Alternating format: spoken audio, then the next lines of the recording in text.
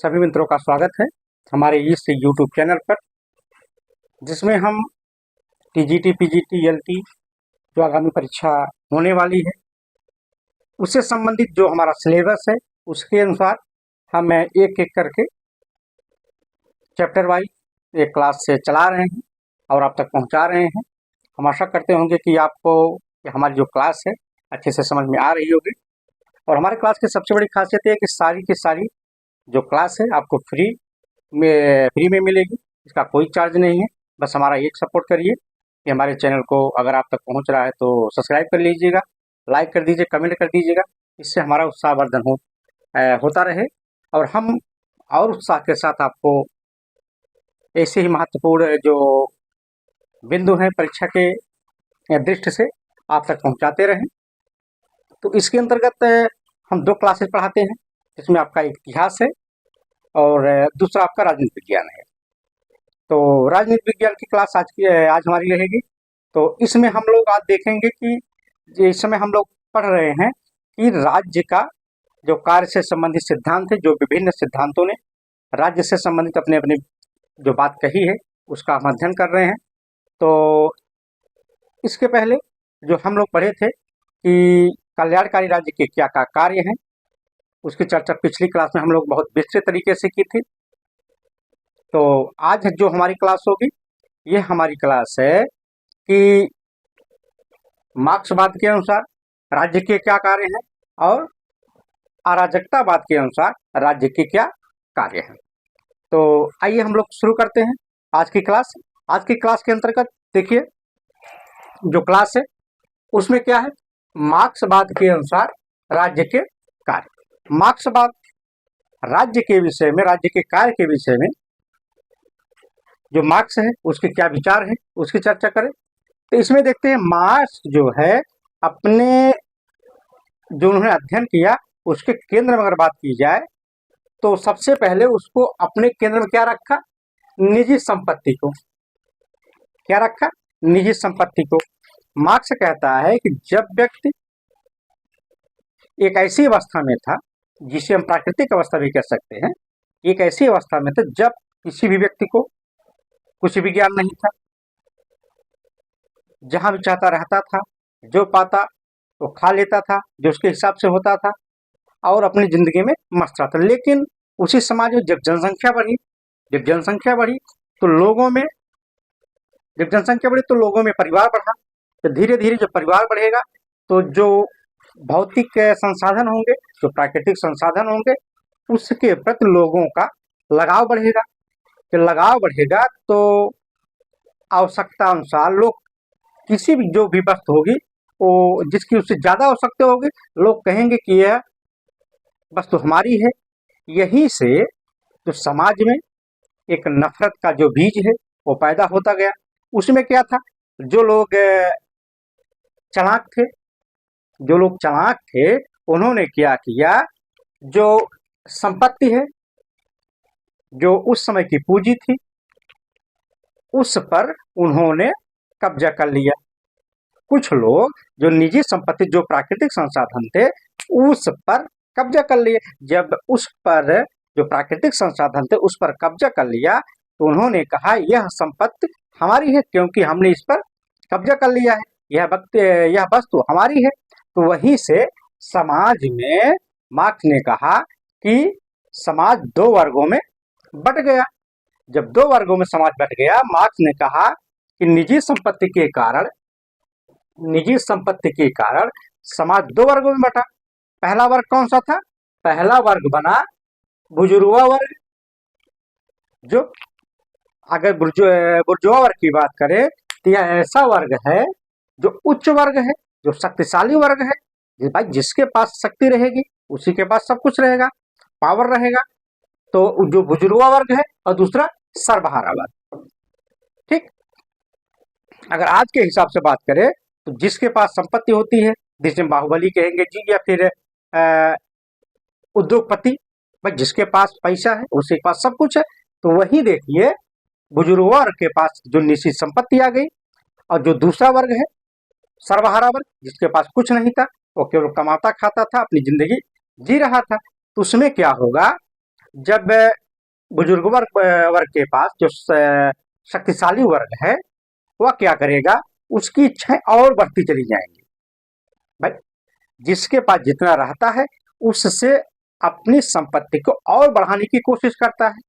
अगर किसी के पास कोई बिजनेस का एक पार्ट है तो सोचेगा हमारे पास 2 हो जाए, 4 हो जाए, 8 हो जाए, 10 हो जाए। इसी तरीके से अपने आप को वो विस्तृत करने की कोशिश करता है।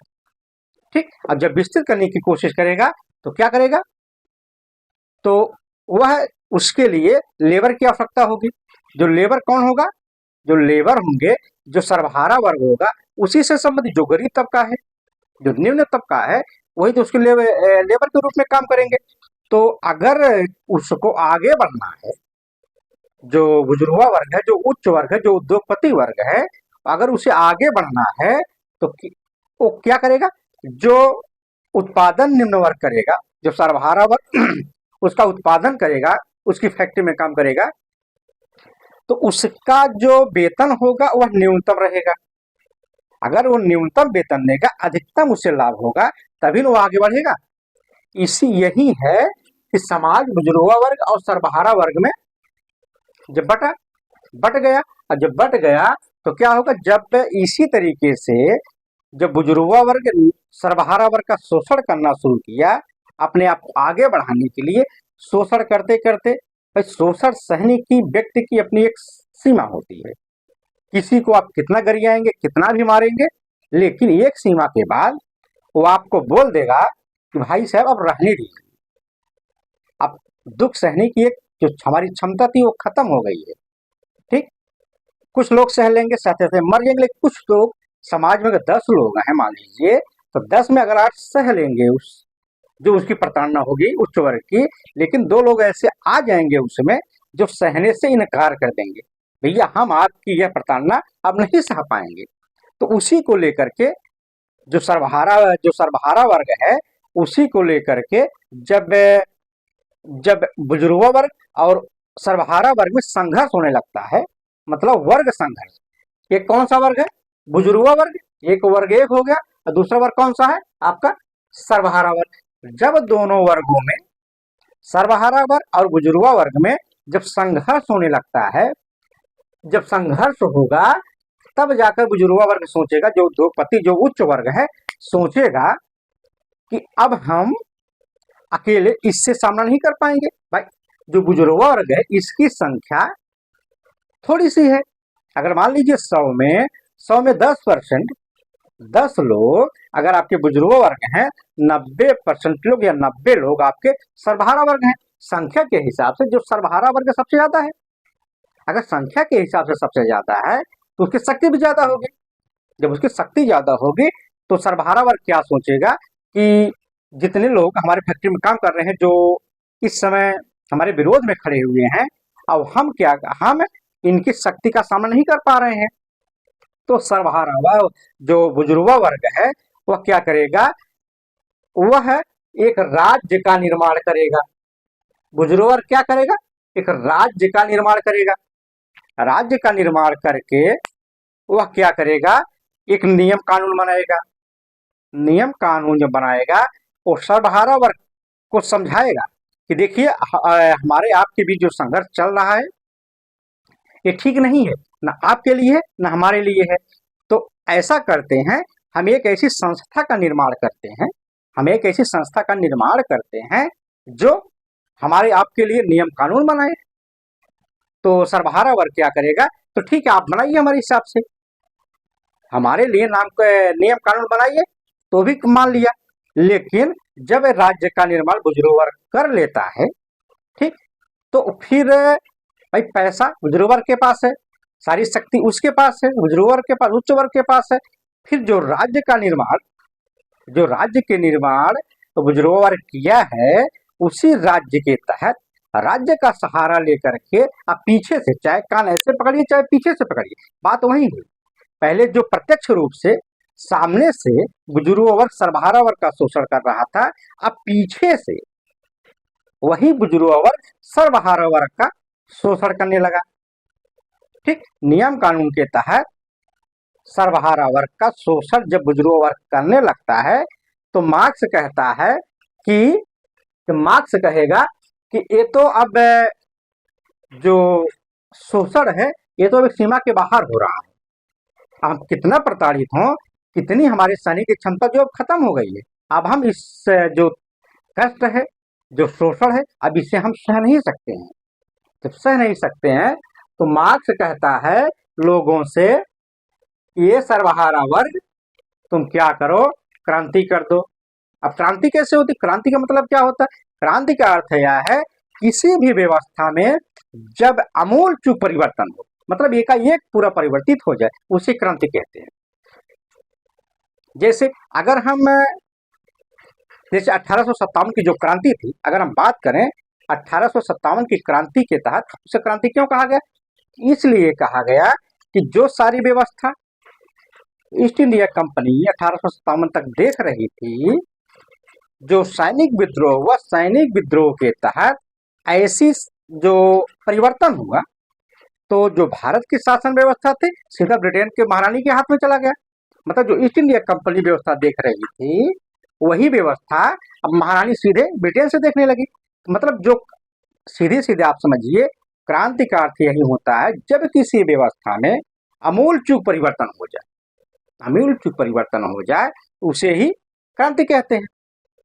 तब देखिए मार्क्स कहा कि ये सर्वहारा वर्ग, ये जो तुम्हारा बुजुर्ग वर्ग है और जो पहले आपका शोषण किया, फिर जब शोषण नहीं कर पाया आप लोग विरोध में आ गए, फिर आपने तो उसने क्या किया? राज्य का निर्माण कर दिया। राज्य के तहत जो जो वर्ग है, जो उच्च वर्ग है, आपका शोषण किया। तो आप ऐसा करिए, आप राज्य का जो निर्माण किया है उसको आप समाप्ति कर दीजिए, न रहेगा बांस न बजेगी बांसुरी। तो वही है, आप क्रांति करिए। आपका जो क्रांति है, क्रांति के बाद क्या होगा? मार्क्स ने कहा क्रांति के बाद राज्य का विनाश हो जाएगा।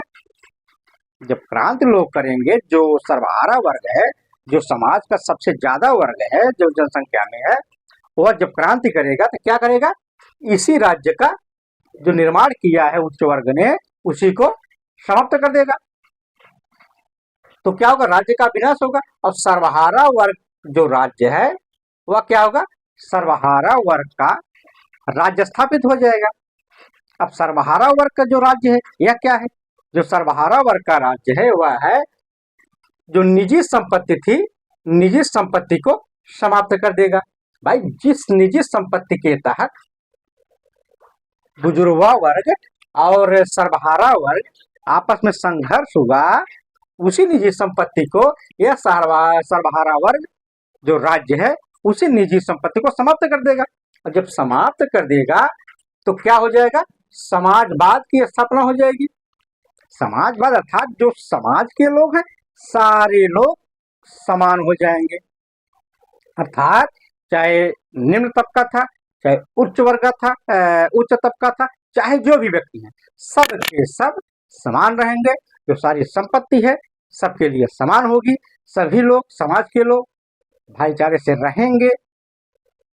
कोई भी चीज होगा सब लोग अपने आवश्यकता अनुसार उसी प्रयोग करेंगे। ठीक, समाज में कोई भेदभाव नहीं होगा, ऊंच नीच की भावना नहीं होगी। तो वही क्या है? समाजवाद है। तो यहाँ पे फिर देख लेते हैं, मार्क्स कहता है कि राज्य का क्रांति के तहत जब विनाश हो जाएगा तो सर्वहारा वर्ग जो राज्य है वह स्थापित होगा। सर्वहारा वर्ग जब राज्य स्थापित होगा, जो निजी संपत्ति है वह समाप्त कर दी जाएगी। जब निजी संपत्ति समाप्त कर दी जाएगी, किसी की कोई संपत्ति नहीं रहेगी, जो संपत्ति है पूरे समाज की संपत्ति हो जाएगी।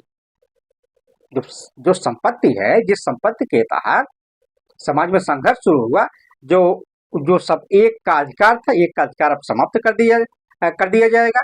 वही जो संपत्ति पूरे समाज की संपत्ति हो जाएगी। इससे क्या होगा? एक समाजवाद की स्थापना हो जाएगी। उसके बाद देखिए आगे क्या है? यही जो मार्क्स है, फिर जो समाजवाद है, जो समाजवाद है, इसी समाजवाद को मार्क्स ने साम्यवाद कहा। साम्यवाद अर्थात जो सभी के लिए समान हो। ठीक, उसके बाद जब साम्यवाद है, ये साम्यवाद क्या है? साम्यवाद के तहत मार्क्स ने बताया यह जो राज्य होगा राज्य विहीन होगा। जो साम्यवादी व्यवस्था है, साम्यवादी के तहत मार्क्स कहता है कि यह व्यवस्था कैसी है, यह व्यवस्था होगी राज्य विहीन होगी। भाई राज्य क्रांति के तहत समाप्त हो गया। उसके बाद यही व्यवस्था जो साम्यवाद है उसमें वर्ग विहीन व्यवस्था होगी। भाई वर्ग विहीन क्यों होगी? क्योंकि जो बुजुर्ग वर्ग है और सर्वहारा वर्ग है, दोनों वर्ग समाप्त हो गए। तो दोनों वर्ग समाप्त हो गए तो अर्थात ये जब दोनों वर्ग समाप्त हो गए, सब लोग समाज में बराबर हो गए, तो वही वर्ग विहीन हो गया। ठीक, वर्ग विहीन समाज हो गया। उसके बाद शोषण विहीन हो गया। शोषण विहीन अर्थात जब बुजुर्ग वर्ग निजी संपत्ति के तहत लोगों का शोषण करता था, जब राज्य समाप्त हो गया, बुजुर्ग वर्ग समाप्त हो गया, तो शोषण करने वाला कौन होगा? कोई नहीं होगा। अर्थात साम्यवाद जो मार्क्स ने कहा, ये साम्यवाद है। साम्यवाद के तहत जो राज्य है, जो सर्वहारा वर्ग का राज्य है, वो क्या है? राज्य विहीन है। ठीक, जो सर्वहारा वर्ग है उसका राज्य क्या है? राज्य विहीन है। राज्य विहीन, दूसरा क्या है? वर्ग विहीन है। वर्ग विहीन के बाद शोषण विहीन है। अर्थात मार्क्स ने कहा जो मार्क्स का राज्य है, मार्क्स के राज्य के तहत 3 बिंदु है। 3 बिंदु की बात की। पहला बिंदु क्या है? राज्य विहीन समाज होगा। दूसरा क्या है? वर्ग विहीन समाज होगा। और तीसरा क्या है? शोषण विहीन समाज होगा। अब फिर ध्यान दीजिए यहाँ पे देखिए निजी संपत्ति, जिसके तहत बुजुर्ग वर्ग और सर्वहारा वर्ग में संघर्ष हुआ, जिसको लेकर के तो संघर्ष हुआ तो क्या होगा? भाई 2 वर्ग। ध्यान दीजिए, पहले जब संघर्ष हुआ तो क्रांति के तहत जो राज्य है वही समाप्त कर दिया गया। क्रांति के तहत जब उन्हें समाप्त कर दिया गया, यहाँ पे अब समाज में 3 बातें निकल के सामने आई राज्य मार्क्स की। पहली बात क्या है? फिर समझिए, पहली बात क्या है? राज्य विहीन समाज। राज्य विहीन समाज, ध्यान दीजिएगा, परीक्षा में बहुत बार पूछा जाता है। परीक्षा के दृष्टि से बहुत ही महत्वपूर्ण है। ठीक, पहला मार्क्स का क्या है जो समाज है? राज्य विहीन समाज है। दूसरा वर्ग विहीन समाज है। और तीसरा शोषण विहीन समाज। आपको समझ में आ गया होगा। तो अब देखिए,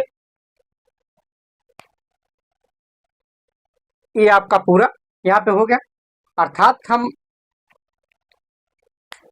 मार्क्स ने कहा अगर इस चार्ट को हम समझे, जो हम इस चार्ट को हमने बनाया, आपको अच्छे से समझाया। ठीक, अब इस चार्ट के अनुसार अगर मार्क्स की बात करें तो मार्क्स कहता है कि राज्य क्या है? राज्य एक शोषण का यंत्र है और कुछ नहीं है। ठीक, समझिए, यहाँ पे परीक्षा में पूछा जाता है मार्क्स के अनुसार राज्य क्या है? मार्क्स के अनुसार राज्य क्या है? राज्य एक शोषण का यंत्र है। ठीक, मार्क्स के अनुसार राज्य क्या है? एक शोषण का यंत्र है। हमने ऊपर समझाया शोषण कैसे करता है राज्य।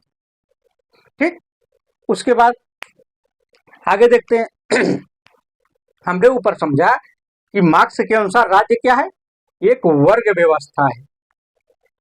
मार्क्स के अनुसार राज्य क्या है? एक वर्गीय व्यवस्था है। अर्थात एक वर्ग व्यवस्था है जिसे बुजुर्ग वर्ग अपने पोषण के लिए, अपने पोषण मतलब अपने उत्थान के लिए, अपने विकास के लिए सर्वहारा वर्ग के शोषण हेतु बनाता है। इस तरह राज्य बुजुर्ग वर्ग के हितों का पोषण करता है और जो सर्वहारा वर्ग है उसका शोषण करता है।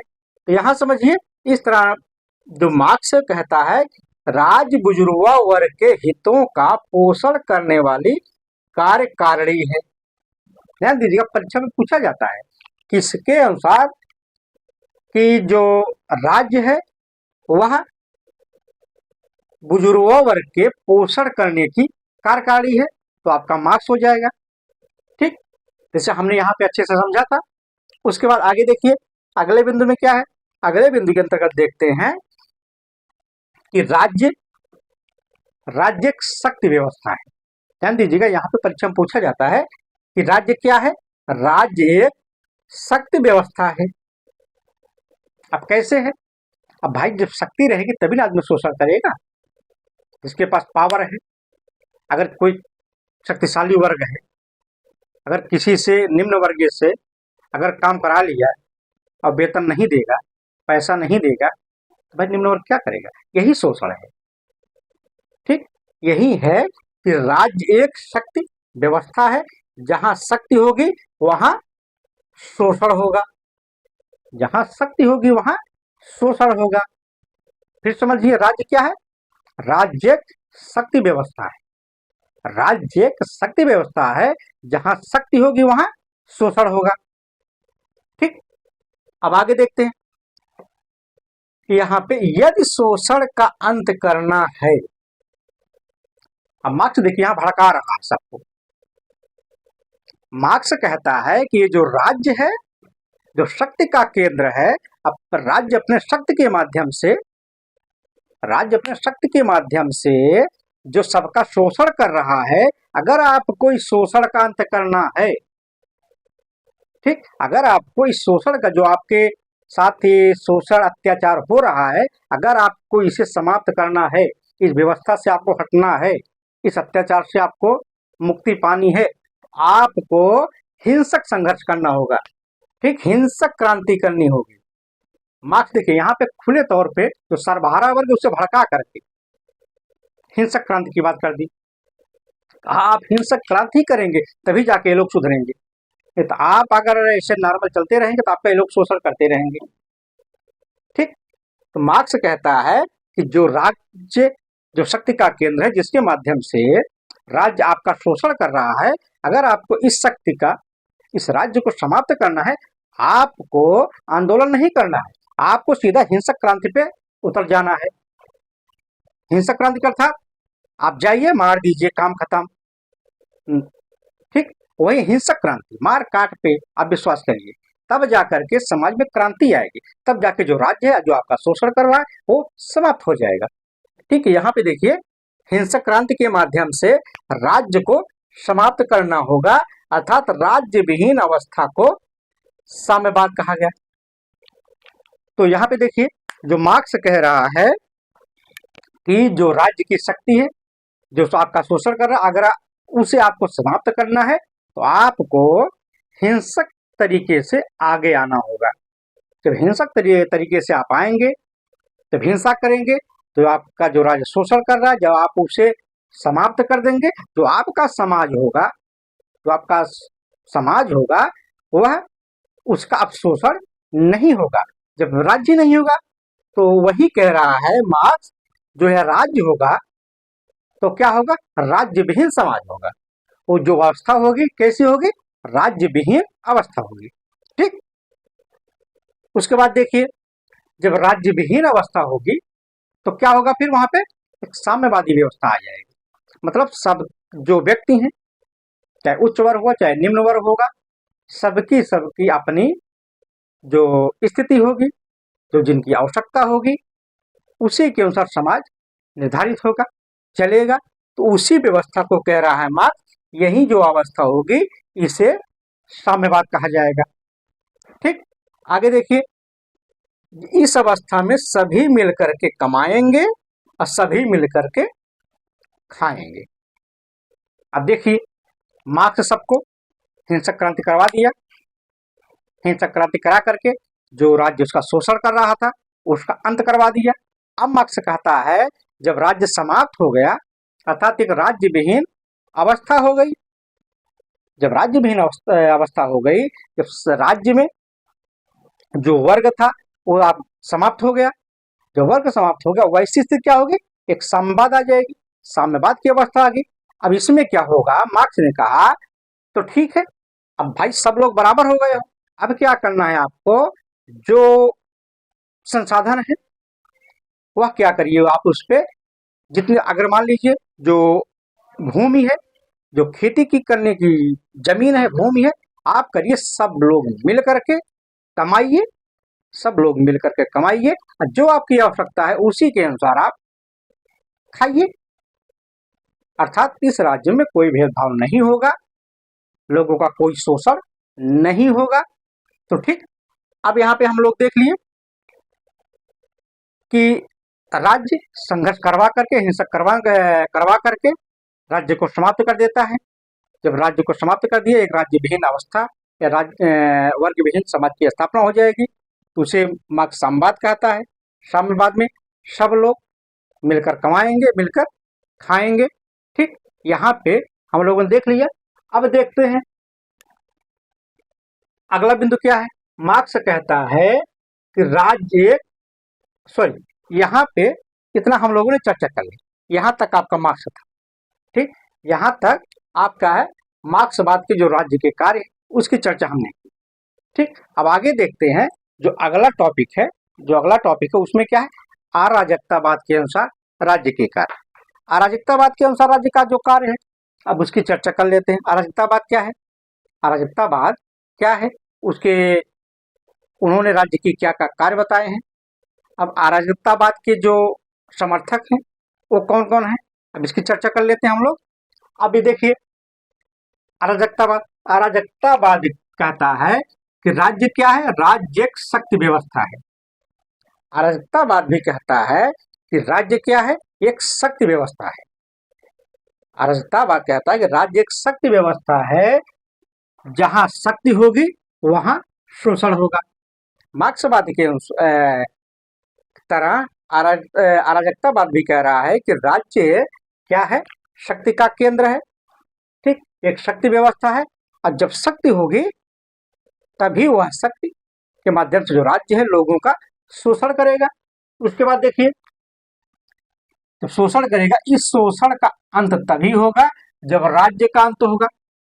अराजकतावाद क्या करेगा, यह सीधा सीधा कह देता है कि राज्य के जो शक्ति व्यवस्था उसकी है, जो शक्ति का केंद्र राज्य है, जिस शक्ति के तहत राज्य लोगों का शोषण कर रहा है, जब जो शोषण कर रहा है, अगर इस शोषण का अंत करना है, जो शोषण है, अगर इस शोषण का अंत करना है तो आपको क्या करना होगा, इस राज्य का अंत कर दिया जाए।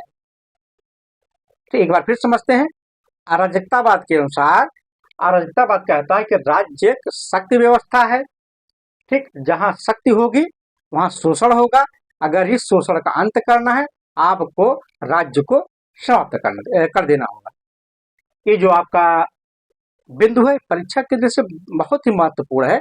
जितने बिंदु हम यहाँ पे व्याख्या कर रहे हैं उसकी सब के सब परीक्षा की दृष्टि से बहुत ही महत्वपूर्ण है।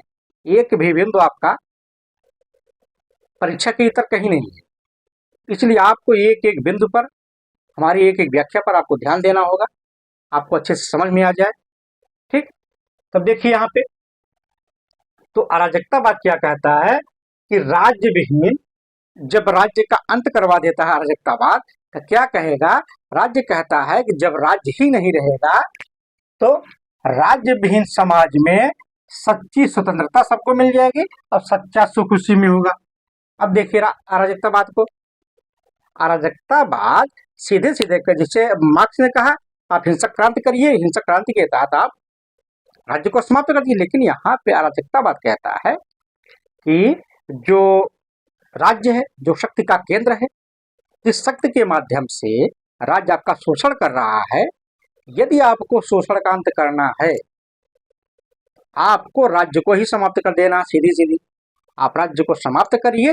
जब यही राज्य आपका समाप्त हो जाएगा, जब राज्य विहीन हो जाएगा, तो जब राज्य विहीन हो जाएगा, आपके ऊपर कोई राज्य शासन नहीं करेगा, तो आपकी जो स्वतंत्रता होगी वह वही सच्ची आपकी स्वतंत्रता होगी।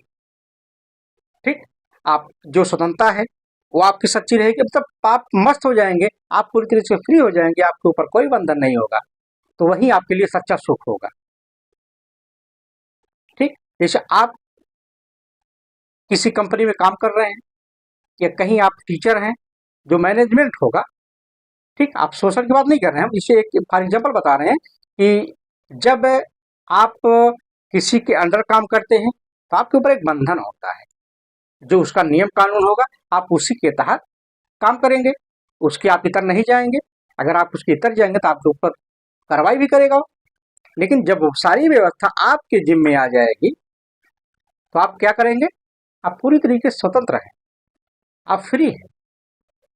जब फ्री रहेंगे तो आप वहीं सुखी हो जाएंगे, आप खुश हो जाएंगे, वही है। तो इसमें क्या है, राज्य विहीन समाज में, उसी राज्य विहीन समाज में अराजकतावाद कहता है सच्ची स्वतंत्रता आपको मिल जाएगी और जो सही में जो सुख है आपको प्राप्त होगा। उसके बाद देखिए यहाँ पे जो अगला बिंदु है बहुत ही महत्वपूर्ण है, इसे हम वेरी इंपॉर्टेंट कह सकते हैं। ठीक, इसमें क्या है कि अराजकतावाद कहता है कि राज्य क्या है? राज्य एक अनावश्यक बुराई है। राज्य क्या है?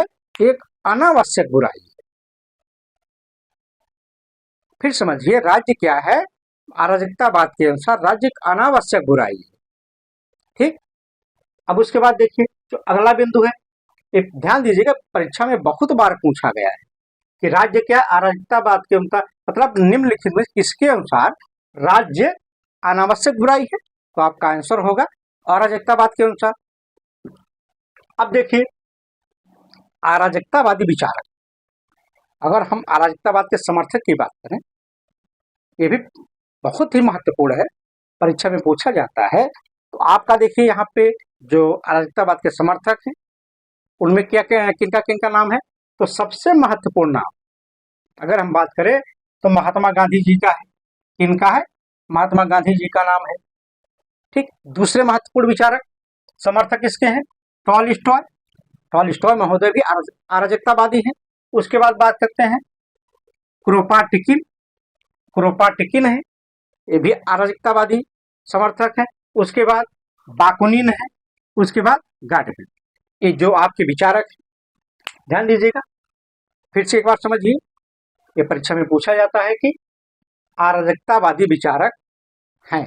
तो आपके जो महत्वपूर्ण है इसमें है महात्मा गांधी, उसके बाद टॉलस्टॉय, क्रोपाटिकिन, बाकुनिन और गाडगिल।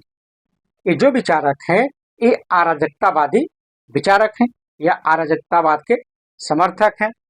उसके बाद देखिए यहाँ पे अगर महात्मा गांधी की बात करें तो महात्मा गांधी पंचायती राज्य के समर्थक माने जाते हैं। महात्मा गांधी क्या है? पंचायती राज्य के समर्थक माने जाते हैं। लेकिन अगर इनके दार्शनिक स्तर की बात करें, दार्शनिक स्तर पर अगर जो बात करें, दार्शनिक स्तर पर महात्मा गांधी अराजकतावादी बन जाते हैं। ध्यान दीजिएगा, अगर हम सामान्य तौर पर बात करें महात्मा गांधी की, एक सामान्य विचारधारा में, तो महात्मा गांधी पंचायती राज्य व्यवस्था के समर्थक माने जाते हैं। लेकिन जब दर्शन के हिसाब से अगर महात्मा गांधी की बात करेंगे तो वही महात्मा गांधी आपको अराजकतावादी क्षेत्र में चले जाते हैं। ठीक, अर्थात महात्मा गांधी अराजकतावादी विचारक है। ठीक, अब देखते हैं तो क्या है यहाँ पे, जब अराजकतावादी विचारक हो गए तो महात्मा गांधी क्या करेंगे? तो वह अपने राज्य विहीन जो उनका समाज बनेगा महात्मा गांधी का, उसे ही महात्मा गांधी राम राज्य कह देते हैं। ठीक, महात्मा गांधी जब दार्शनिक स्तर पर विचार करते हैं, जब दार्शनिक स्तर पर विचार करते हैं महात्मा गांधी, तो उसे ही अराजकतावादी कह देते हैं। जब महात्मा गांधी का वही अराजकतावादी जो विचार है उसे जो यहाँ पे राज्य विहीन समाज उनके तहत स्थापित होता है, उसी राज्य विहीन समाज को महात्मा गांधी राम राज्य कहते हैं। ठीक, हम लोगों ने अब यहाँ पे दो महत्वपूर्ण सिद्धांतों की चर्चा की, जिसमें एक मार्क्सवाद के अनुसार जो राज्य के क्या कार्य हैं उसके हम लोगों ने बहुत अच्छे तरीके से समझा। उसके बाद अराजकतावाद के अनुसार राज्य के क्या कार्य हैं उसको हम लोगों ने समझा। उसके बाद अब देखते हैं इसी से संबंधित 5-6 महत्वपूर्ण, बहुत ही महत्वपूर्ण प्रश्न हैं जो परीक्षा में पूछे जाते हैं, आपको समझना होगा। यहाँ पे आपको ध्यान देना है। आइए हम देखते हैं कौन कौन से प्रश्न हैं इसी से संबंधित जो परीक्षा में पूछे जाते हैं। यहाँ पे ध्यान दीजिए, पहला प्रश्न आपका है, यहाँ पे हमने लिखा है, थोड़ा जगह कम होने की वजह से थोड़ा एडजस्ट करना पड़ता है, थोड़ा आप लोग ध्यान दीजिएगा। यहाँ पे देखिए पहला प्रश्न आपका क्या है। पहला प्रश्न है राज्य विहीन समाज की वकालत करने वाली विचारधारा है।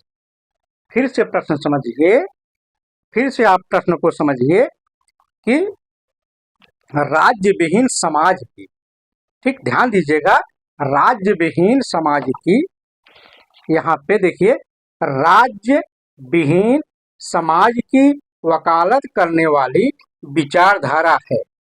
ठीक, आपने प्रश्न देख लिया। अब उसके बाद देखते हैं पहला आपका जो ऑप्शन है उसमें कौन है, अराजकतावाद। दूसरा आपका जो ऑप्शन है क्या है, साम्यवाद। आपका तीसरा ऑप्शन क्या है, रामराज। चौथा प्रश्न क्या है, चौथा ऑप्शन क्या है, श्रमिक संघवाद, श्रमिक संघवाद। इसमें आपको बताना है अराजकतावाद में, अराजकतावाद में आपको मतलब अराजकतावाद, साम्यवाद, रामराज और श्रमिक संघवाद, इसमें आपको बताना है कि कौन सी विचारधारा है जो राज्य विहीन समाज की बात करता है। ठीक, अब देखिए, अब थोड़ा आप लोग देख लीजिए, उसके बाद हम इसको बताते हैं। तो चलिए इसका आंसर बताते हैं, एक बार फिर प्रश्न पढ़ देते हैं। उसमें क्या है कि राज्य विहीन समाज की वकालत करने वाली विचारधारा है। ठीक, इसमें आपका अराजकतावाद भी है, ठीक, साम्यवाद भी है, उसके बाद रामराज्य भी है और श्रमिक संघवाद भी है।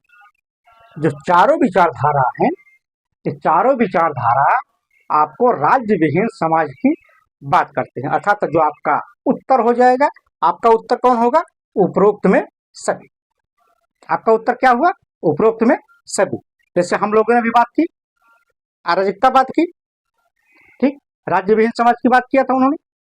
उसके बाद हमने बात की साम्यवाद की, ये जो मार्क्सवाद है, ठीक, वो भी राज्य विहीन की बात की थी। उसके बाद महात्मा गांधी का रामराज, वो भी राज्य विहीन की बात किया था। और श्रमिक संघवाद जो आपका है, ये भी आपका राज्य विहीन समाज की बात करता है। अर्थात जो चारों ऑप्शन है, इसमें आपका चारों ऑप्शन सही हो जाएंगे। फिर आगे देखते हैं, आगे आपका जो प्रश्न है, यहाँ पे देखिए आपको थोड़ा ध्यान देना है। यहाँ पे ये आपका दूसरा प्रश्न है। यहाँ पे क्या है, प्रश्न है राज्य एक शक्ति व्यवस्था है। आपका प्रश्न ध्यान दीजिएगा, प्रश्न है आपका यहाँ पे राज्य एक शक्ति व्यवस्था है। तो पहला आपका ऑप्शन हुआ है अराजकतावाद, आपका क्या है अराजकतावाद। दूसरा क्या है आपका है साम्यवाद। जो तीसरा आपका ऑप्शन है ए और बी दोनों, और चौथा क्या है, इनमें से कोई नहीं। ठीक, एक बार फिर प्रश्न को पढ़ते हैं। प्रश्न क्या है, राज्य एक शक्ति व्यवस्था है, राज्य एक शक्ति व्यवस्था है। आपका जो पहला ऑप्शन है वह है अराजकतावाद, आपका जो दूसरा ऑप्शन है साम्यवाद, जो आपका तीसरा ऑप्शन है ए और बी दोनों, जो आपका चौथा ऑप्शन है इनमें से कोई नहीं है। अब आपको देखना है, यहाँ पे आपको यहाँ पे लगाना है ए और बी दोनों। आपका जो आंसर हो जाएगा, ठीक, ये आपका आंसर है ए और बी दोनों। अर्थात जब आपको प्रश्न, यहाँ पे ध्यान देना है, जब आपको प्रश्न में आपका सीधा सीधा पूछ लिया कि राज्य एक शक्ति व्यवस्था है और ऑप्शन आपको दोनों दिया है, ऑप्शन जब दोनों दिया है जैसे अराजकतावाद और साम्यवाद, ठीक, अगर दोनों दिया है तो आपको क्या लगाना है, आपको लगाना है ए और बी दोनों। ठीक, लेकिन अगर इसमें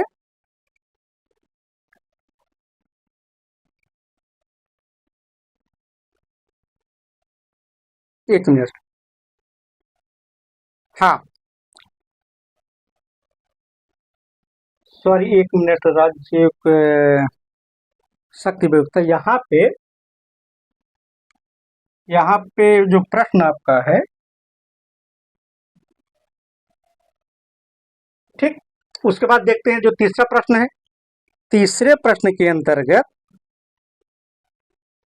ठीक, तीसरा प्रश्न आप क्या क्या है, राज्य एक वर्ग व्यवस्था है। अगला प्रश्न क्या है, अब देखते हैं यहाँ पे राज्य क्या है। राज्य एक वर्ग व्यवस्था है। ठीक, राज्य वर्ग व्यवस्था है। इसको पढ़ते हैं अच्छे से। तो पहला ऑप्शन आपका क्या है, मार्क्स है। दूसरा ऑप्शन क्या है, ओपन हीमर है। ठीक, प्रश्न देखिए यहाँ पे, राज्य एक वर्ग व्यवस्था है। जो पहला ऑप्शन है आपका वह है मार्क्स है। दूसरा क्या है, ओपन हीमर है। उसके बाद तीसरा है ए और बी दोनों है। उसके बाद इनमें से कोई नहीं। तो आपका जो उत्तर होगा वह कौन सा होगा। आपका जो उत्तर है कि ए और बी दोनों है। ए और बी दोनों है।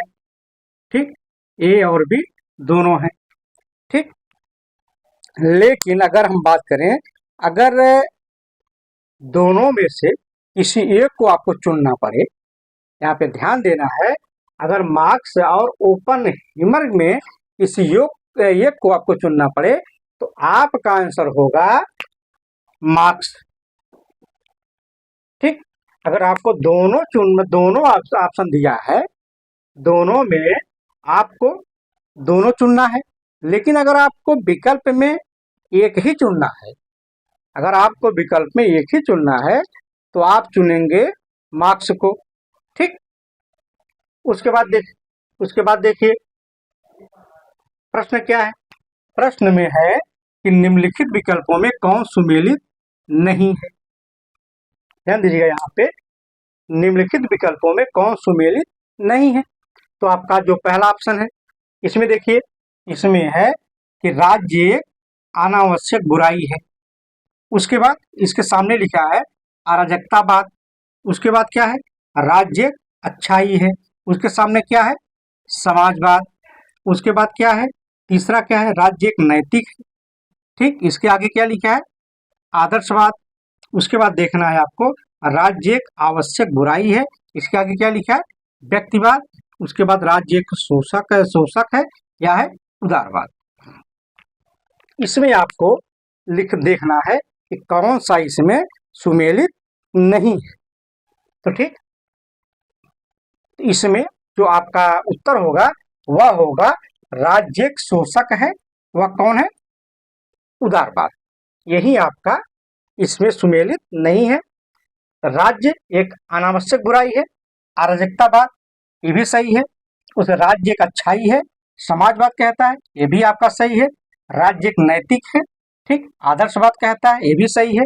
राज्य एक आवश्यक बुराई है या व्यक्तिवाद कहता है, लेकिन जो आदर्शवाद है वो ये नहीं कहता कि राज्य शोषक है। ये कौन कहता है, मार्क्स कहता है।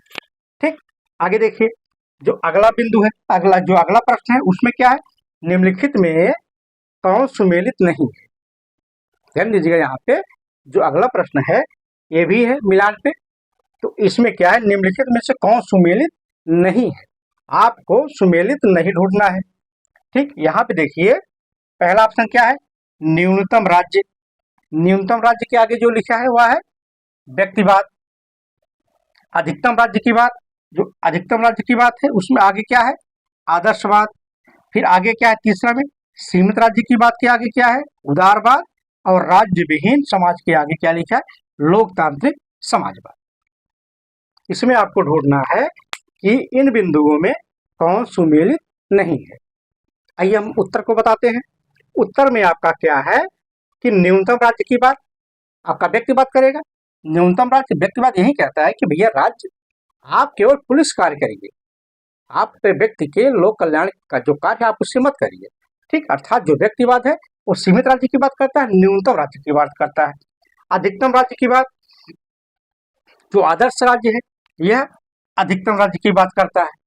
जो आपका आदर्शवाद है यह अधिकतम राज्य की बात करता है। उसके बाद सीमित राज्य की बात, सीमित राज्य की बात उदारवाद भी करता है। जैसे जैसे हमने पीछे बताया था, व्यक्तिवाद और उदारवाद ये दोनों सीमित राज्य की बात करते हैं। ठीक, ये दोनों व्यक्तिवाद और जो उदारवाद है ये राज्य को केवल जो सुरक्षा जो पुलिस कार्य है वहीं तक सीमित रखते हैं। अर्थात व्यक्ति के जो राज्य है उसे केवल व्यक्ति की सुरक्षा तक ही सीमित करते हैं, अर्थात राज्य को सीमित कार्यों तक सीमित कर देते हैं। यही है सीमित राज्य की बात, ठीक। उस व्यक्तिवाद उदारवाद, जब अब थोड़ा समझ लेते हैं व्यक्तिवाद उदारवाद। जब व्यक्तिवाद को आर्थिक क्षेत्र में लागू कर दिया जाता है वही उदारवाद बन जाता है, ठीक। अब यहाँ पे देखिए, अब जो यहाँ पे राज्य विहीन समाज की बात लोकतांत्रिक जो समाजवाद है नहीं करता है। यहाँ पे आपका जो आंसर हो जाएगा, कौन सा सुमेलित नहीं है, आपका राज्य विहीन समाज की जो बात है वो आपका लोकतांत्रिक समाजवाद नहीं करता है। वह आपकी बात जो हमने पीछे बताया, यहाँ पे अराजकता बात करेगा, साम्यवाद करेगा, तो राम राज्य वो बात करेगा, श्रमिक संघवाद, ठीक, हमने पीछे बता दिया था। तो यहाँ पे आपका जो आंसर होगा राज्य विहीन समाज की बात लोकतांत्रिक समाजवाद नहीं करेगा। उसके बाद देखते हैं आगे क्या है। अगला जो प्रश्न है ये भी बहुत ही महत्वपूर्ण, जितने प्रश्न सबके सब बहुत ही महत्वपूर्ण है, आप ध्यान दीजिएगा। ये बहुत ही कंफ्यूजन क्रिएट करते हैं, इसीलिए आपको बहुत अच्छे से समझना है ये प्रश्न को। अब यहाँ देखिए, निम्नलिखित में से कौन सुमेलित नहीं है, ये भी वही प्रश्न सुमेलित वाला। यहाँ पे देखिए, ध्यान दीजिए, पहला आपका क्या है, नकारात्मक राज्य। नकारात्मक राज्य के आगे क्या है, उदारवाद या व्यक्तिवाद। उसके बाद देखिए, अहस्तक्षेप राज्य के आगे क्या है, उदारवाद। तीसरा ऑप्शन क्या है, सकारात्मक राज्य के बाद जो आगे है समाजवाद।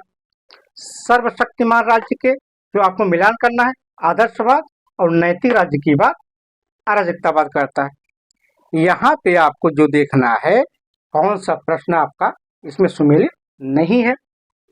देखिए, आपका नकारात्मक राज्य की बात आपका उदारवाद या व्यक्तिवाद करता है, आपका सही है। उसके बाद देखिए, अहस्तक्षेप राज्य उदारवाद बात करता है। उसके बाद सकारात्मक राज्य की बात आपका समाजवाद कर देता है। उसके बाद सर्वशक्तिमान राज्य की बात आपका आदर्शवाद करता है। जो नैतिक राज्य है यह अराजकतावाद इसकी बात नहीं करता है, नैतिक राज्य की बात आपका आदर्शवाद करता है, ठीक। हमने इन प्रश्नों को, जो आपके 6 महत्वपूर्ण प्रश्न है, इसको देखा। इसमें एक महत्वपूर्ण प्रश्न और है, थोड़ा जगह कम पड़ गया इसलिए हम नहीं लिख पाए यहाँ पे, तो आज हम पेशे ही पढ़ देते हैं। जो आपका प्रश्न है कि निम्नलिखित में से कौन सही है, हमारी बात को क्यों समझिएगा यार। यहाँ पे जो है प्रश्न है वह कौन है, निम्नलिखित में से कौन सही है। तो आपका जो पहला ऑप्शन है वह है राज्य साध्य है। राज्य क्या है, राज्य साध्य है, आदर्शवाद। उसके बाद राज्य साधन है, उदारवाद। और जो आपका तीसरा ऑप्शन है राज्य साधन और साध्य दोनों है, समाजवाद। और राज्य ना तो साधन है ना ही साध्य, अराजकतावाद। पहला आपका ऑप्शन है। देखिए, यहाँ पे आपको ऐसे ही बोल दे रहे हैं हम, थोड़ा प्रश्न को ध्यान दीजिएगा कि राज्य, पहला ऑप्शन है राज्य साध्य है, सामने है आदर्शवाद। उसके बाद राज्य साधन है, उसके आगे में आपको मिलाना है उदारवाद।